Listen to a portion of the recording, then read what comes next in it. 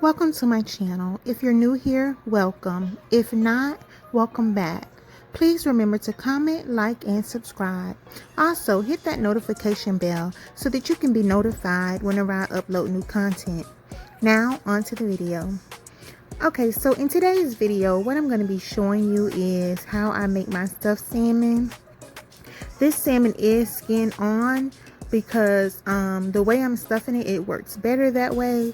So there are also scales on this fish. I'm going to go ahead and remove those scales from the fish. You don't necessarily have to, but I always do. So I'm going to do that and I'll be right back. Okay, so there are a few simple ingredients that you need for stuffing your salmon. You'll need spinach, cream cheese, crab meat, and or shrimp. In this one, I'm only using crab, but you can use shrimp as well. And I have seasonings that's not shown here. Let me go ahead and rinse the spinach and I'll be right back.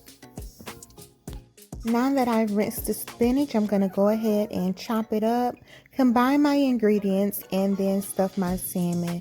This is pretty simple, straightforward, so I hope you enjoyed this video, and I'll see you in my next one.